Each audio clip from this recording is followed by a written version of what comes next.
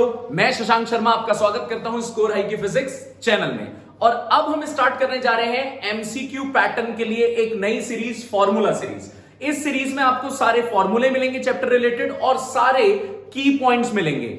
जल्दी जल्दी देखते हैं हम क्या क्या फॉर्मूले मिलने वाले हैं, क्या क्या की पॉइंट मिलने वाले हैं। बिना टाइम खराब करे हुए स्टार्ट करते हैं chapter 3 current electricity for 12th class के लिए क्या क्या फॉर्मूले आते हैं। ध्यान से सुनिएगा, फॉर्मूला सीरीज है ये हमारे पास।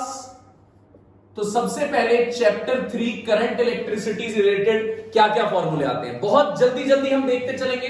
सबसे पहले करंट का फॉर्मूला होता है हमारे पास NEAVD, नावेद के नाम से भी हम इसे याद रख सकते हैं, नावेद। करंट का बेसिक फॉर्मूला होता है charge upon time.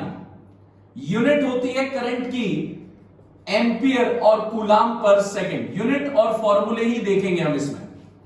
Drift velocity का फॉर्मूला होता है EE tau by m। Unit होती है ड्रिफ्ट वेलोसिटी की मीटर पर सेकंड।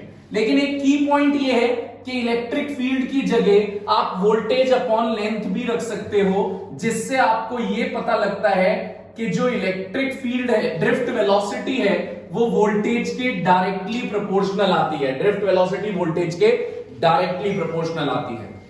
करंट डेंसिटी का फॉर्मूला होता है I अपॉन A। इसका की पॉइंट एक ये है, I की जगह आप नावेद लिख दीजिए, एरिया से एरिया कैंसिल, NEVD इसका की पॉइंट है करंट डेंसिटी का। ओम्स लॉ अगर आप ध्यान दीजिएगा तो V is equals to IR है। रेजिस्टेंस की डिपेंडेंसी लेंथ और एरिया पे रो L बाय A है। रेजिस्टिविटी का कोई लेना देना लेंथ और एरिया से नहीं है। इनफैक्ट रेजिस्टिविटी टेम्परेचर पे डिपेंड करती है, प्रेशर पे डिपेंड करती है और नेचर ऑफ मटेरियल पे डिपेंड करती है। देखते रहिएगा बहुत जल्दी। अब तक क्या देखा है आपने? करंट का formula charge upon time, current का रिलेशन ड्रिफ्ट वेलोसिटी के साथ नावेद, ड्रिफ्ट वेलोसिटी का formula EE tau by m, electric field की जगह voltage upon length, current density I upon A, current density का फॉर्मूला जिसमें ड्रिफ्ट वेलोसिटी आती हो NEVD, Ohm's law V is equals to IR, R की जगह rho L by A। Rho length और area पे डिपेंड नहीं करता है, टेम्परेचर, प्रेशर और नेचर ऑफ मटेरियल पे डिपेंड करता है। रो रेजिस्टिविटी है जिसे स्पेसिफिक रेजिस्टेंस भी बोलते हैं। ध्यान से देखते रहिए, जल्दी से आगे चलते हैं अगले कंसेप्ट पे। रेजिस्टेंस की यूनिट ओम होती है, रेजिस्टिविटी की यूनिट होती है ओम metre.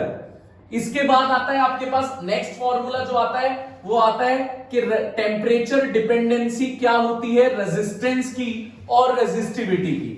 R is equals to R naught 1 plus alpha delta T. और रेजिस्टिविटी की भी सेम फॉर्मूला होता है टेम्परेचर के साथ। कंडक्टर के केस में यानी मेटल्स के केस में अगर आप टेम्परेचर बढ़ाओगे तो रेजिस्टेंस और रेजिस्टिविटी बढ़ जाएंगे, लेकिन नॉन मेटल या फिर सेमीकंडक्टर के केस में अगर आप टेम्परेचर को बढ़ाएंगे तो रेजिस्टेंस और रेजिस्टिविटी कम हो जाएंगे। ध्यान रखिएगा, ये सारी बातें बहुत इंपॉर्टेंट है, काम आने वाली है एमसीक्यू पे। सारे फॉर्मूले एक ही शॉट में हम देख रहे हैं पूरे चैप्टर के, और की पॉइंट्स भी देख रहे हैं उसके। एल्फा टेम्परेचर कोफिशिएंट है जो आप इस यूनिट से पहचान सकते हैं, पर डिग्री सेल्सियस या फिर पर केल्विन। अगले फॉर्मूले पे हम चलते हैं, microscopic form of Ohm's law. ये बहुत पॉपुलर हो चुका है, microscopic form of Ohm's law MCQ level पे। J is equal to sigma E. Sigma आपके पास होता है कंडक्टिविटी, कंडक्टेंस होता है रेजिस्टेंस का उल्टा, और कंडक्टिविटी होती है रेजिस्टिविटी की उल्टी। तो इनकी यूनिट भी उल्टी होती है, कंडक्टेंस की यूनिट रेजिस्टेंस का उल्टा। ओम इनवर्स या मो या साइमन, ध्यान से देखते रहिए, इसका उल्टा। इसकी यूनिट होती थी रेजिस्टिविटी की ओम मीटर, तो कंडक्टिविटी की यूनिट होगी ohm inverse meter inverse. Ohm inverse को मो भी बोल सकते हैं, ओम इनवर्स को साइमन भी बोल सकते हैं। तो ये इनकी यूनिट्स हैं। तो अभी तक आपने इस बोर्ड पे देखे फटाफट से 10 फॉर्मूले, और अब चलते हैं नेक्स्ट बोर्ड पे जिसपे हम देखेंगे आगे कौन से और फॉर्मूले हमें देखने हैं। ध्यान से देखते रहिएगा, फॉर्मूले किस कंसेप्ट पे वर्कआउट कर रहे हैं ये उन्हें देखते रहिएगा। सारे फॉर्मूले एक ही शॉर्ट में रिवाइज कर सकते हैं आप एग्जाम से पहले बहुत जल्दी पूरे चैप्टर के। ध्यान से देखिए, अगला हमारे पास जो कंसेप्ट आता है उस पर ध्यान दीजिएगा।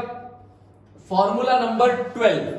फॉर्मूला नंबर 12 पे आप किरचॉफ का फर्स्ट लॉ अगर देखते हैं तो वो कहता है टोटल करंट किसी भी जंक्शन पे जीरो होता है। किरचॉफ का सेकंड लॉ कहता है किसी भी लूप में टोटल वोल्टेज जीरो होती है। ध्यान रखिएगा इस चीज को। व्हीटस्टोन ब्रिज का प्रिंसिपल कहता है कि P बाय क्यू बराबर होता है R बाय एस के, तो गैल्वेनोमीटर के अंदर करंट जीरो रहेगा। स्लाइड वायर ब्रिज कहता है जिससे आप अननोन रेजिस्टेंस निकाल सकते हो, P by Q is equals to L upon 100 minus L। Potentiometer का प्रिंसिपल कहता है कि V directly proportional to L। इसमें एक बहुत काम की चीज है K होता है पोटेंशियल ग्रेडियंट। ये बच्चे बहुत नजरअंदाज कर देते हैं, लेकिन इंपॉर्टेंट चीज है। Potential gradient voltage upon length होता है, और पोटेंशियल ग्रेडियंट की यूनिट भी याद रखनी है, वोल्ट पर मीटर। यहां से ये नजरअंदाज कर देते हैं, बहुत बड़ी बेवकूफी है इसे नजरअंदाज करना। आगे चलते हैं, फटाफट से, टाइम नहीं है क्योंकि हमें जल्दी जल्दी एमसीक्यू पैटर्न पे पहुंचना है फॉर्मूले रिवाइज करके। चलते हैं हम 17th फॉर्मूले पे। इसमें हम बात कर लेते हैं थोड़ा सा ईएमएफ और टीपीडी।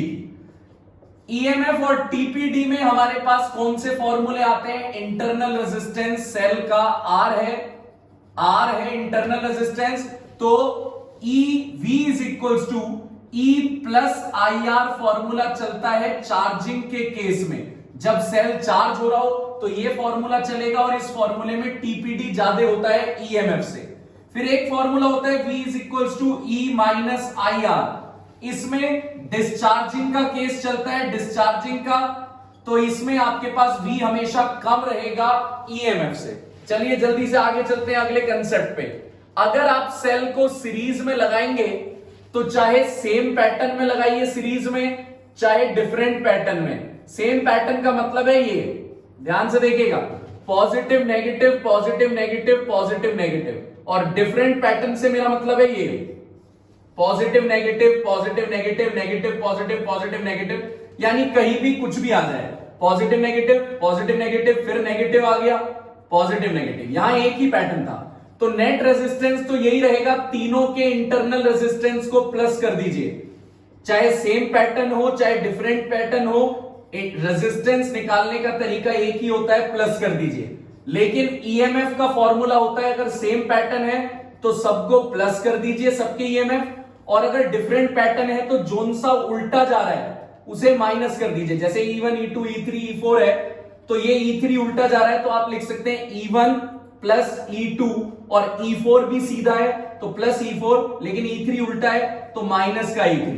सीरीज में सेल्स का कॉम्बिनेशन ये होता है। आइए देखते हैं पैरेलल, लेकिन फटाफट से इस बोर्ड को देख लेते हैं। इस बोर्ड पे क्या क्या देखा हमने? इस बोर्ड पे हमने देखा किरचॉफ का फर्स्ट लॉ कहता है टोटल करंट जीरो, किरचॉफ का सेकंड लॉ कहता है total voltage zero, Wheatstone bridge कहता है P बाय क्यू बराबर होगा R बाय एस के, स्लाइड वायर ब्रिज कहता है P बाय क्यू बराबर होगा L अपॉन 100 माइनस L के। उसके बाद पोटेंशियोमीटर का प्रिंसिपल कहता है V directly proportional to length, length बढ़ाने से सेंसिटिविटी बढ़ाई जा सकती है पोटेंशियोमीटर की। V is equals to KL, K होता है potential gradient, potential gradient V upon L है। ईएमएफ और टीपीडी, अगर आप चार्जिंग कर रहे हैं सेल की तो V is equal to E plus I R, discharge कर रहे हैं तो V is equal to E minus I R. लेकिन एक और बात याद रखना, अगर आपको ये नहीं दिया कि सेल चार्ज हो रहा है या डिस्चार्ज, तो आपको यूज करना है डिस्चार्जिंग का फॉर्मूला। सेल चार्ज हो रहा है डिस्चार्ज, तो आपको कौन सा फॉर्मूला यूज करना है? डिस्चार्जिंग का V is equal to E minus I R. नहीं दिया तो सेल सीरीज में, तो सीरीज में लगाने के भी दो तरीके हैं, सारे के सारे एक ही पैटर्न में लगे हो या एक आध उल्टा लगाओ। तो उल्टा लगाओ तो उससे फर्क सिर्फ ईएमएफ पे पड़ता है, रेजिस्टेंस पे कोई फर्क नहीं पड़ता। चलिए आगे चलते हैं, पैरेलल कॉम्बिनेशन फटाफट से देखते हैं सेल्स का। जल्दी जल्दी रिवाइज करेंगे, टाइम बर्बाद नहीं करेंगे, हर चैप्टर करने हमें कवर। एमसीक्यू गाइस, सारे फॉर्मूले कवर करेंगे, ध्यान से देखते रहिए।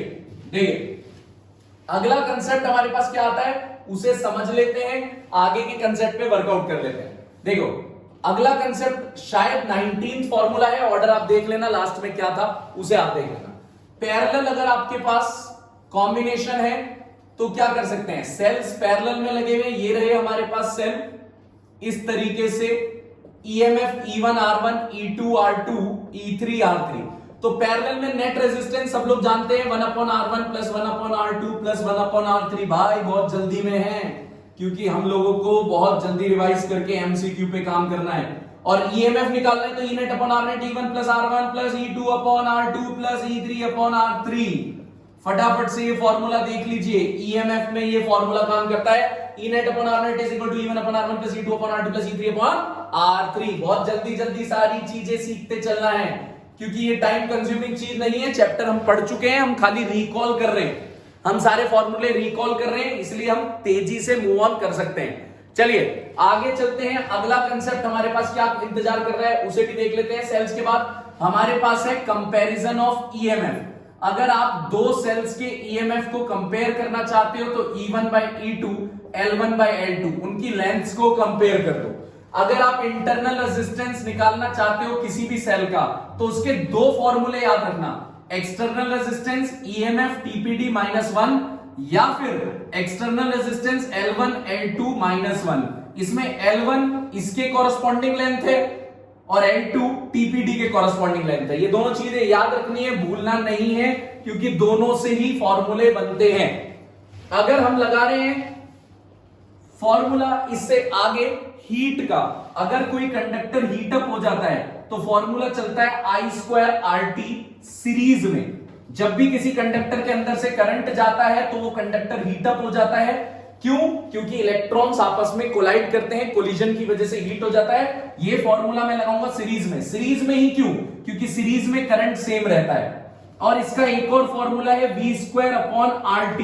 ये फॉर्मूला मैं पैरेलल के सर्किट में लगाऊंगा। पैरेलल में ही क्यों? क्योंकि पैरेलल में वोल्टेज सेम रहती है, तो दोनों फॉर्मूले अलग अलग सर्किट में लगाइएगा। और एक कंबाइंड फॉर्मूला है जो दोनों में लग सकता है, VIT। सेम फॉर्मूला हमारे पास चलता है पावर के लिए। पावर के फॉर्मूले में बस टाइम गायब कर देते हैं, हमारे पास आंसर आ जाता है। तो power is equal to I²R series में लगाना, power is equal to V²/R parallel में लगाना, और power is equal to VI आपको जो लगाना है ये दोनों सर्किट्स पे लगा सकते हैं। इस चैप्टर के फॉर्मूले हमने सारे कवर कर दिए हैं, फटाफट कम टाइम में कवर कर दीजिए। तो आप लोग भी ये सारे फॉर्मूले देख लीजिए, खत्म कर दीजिए और एमसीक्यू के लिए तैयार रहिए। किसके? चैप्टर 3 के लिए। और सभी चैप्टर्स की फटाफट से क्विक सीरीज आ रही है फॉर्मूले की, जिससे आपने चैप्टर पढ़ लिया, फटाफट रिवाइज करना है, हमें कहीं और नहीं देखना कौन से फॉर्मूले क्या है। तो आपको आना है इस चैनल पे, फटाफट से आपको रिवाइज कर लेने हैं सारे फॉर्मूले। और इस सीरीज में बने रहने के लिए, इस सीरीज को प्यार देने के लिए कमेंट कर दीजिए, शेयर कर दीजिए, लाइक कर दीजिए, और जिन लोगों ने सब्सक्राइब नहीं किया है प्लीज डू सब्सक्राइब अस, जिससे हम आगे भी ये सीरीज कंटिन्यू रख पाए। तब तक के लिए बाय, अपना ध्यान रखिए और जल्दी जल्दी फॉर्मूले रिवाइज करते रहिए। एमसीक्यू पैटर्न है। Bye then.